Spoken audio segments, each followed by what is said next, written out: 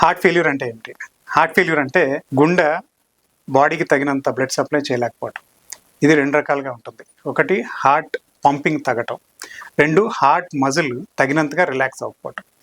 2 types of heart ఫెయిల్యూర్‌లోనూ గుండె బాడీకి తగినంత బ్లడ్ సప్లై చేయలేకపోతుంది.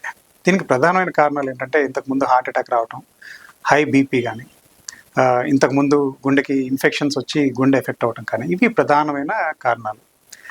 అయితే దీన్ని ఎలా గుర్తించవచ్చు? ఎవరైనా కాళ్ళ వాపులు రావటం కానీ, నడుస్తుంటే ఆయాసం రావటం, పడుకుంటే ఆయాసం దగ్గులాగా వచ్చి లేచి కూర్చోవటం, నిద్రపోయినాక గంట 2 గంటల తర్వాత దగ్గులాగా వచ్చి లేచి కూర్చోవటం, ఇవన్నీ హార్ట్ ఫెయిల్యూర్ యొక్క ప్రధాన లక్షణాలు. ఇవి గుర్తించడం చాలా ఇంపార్టెంట్. ఎందుకంటే హార్ట్ ఫెయిల్యూర్‌ని న్యూమోనియా లాగా వేరే కారణాలతో మనం కన్‌ఫ్యూజ్ అవ్వచ్చు. అయితే హార్ట్ ఫెయిల్యూర్‌కి ట్రీట్మెంట్ ఏంటంటే ఇప్పుడు చాలా మందులు హార్ట్ ఫెయిల్యూర్‌ని ఇంప్రూవ్ చేసే వచ్చినాయి. అవి కాకుండా గుండెకి సంబంధించిన రక్తంలో ఉన్న బ్లాక్స్ ఉంటే వాటిని క్లియర్ చేయాల్సి ఉంటుంది. వాల్వ్‌కి సంబంధించిన ప్రాబ్లమ్ ఉంటే దాన్ని కూడా సరి చేయాల్సి ఉంటుంది. ఒక్కసారి ఈ మందులు ఇవన్నీ ట్రీట్మెంట్ తీసుకుంటే హార్ట్ ఫెయిల్యూర్ పేషెంట్స్ కూడా చాలా కాలం ఇబ్బంది లేకుండా జీవించగలుగుతారు.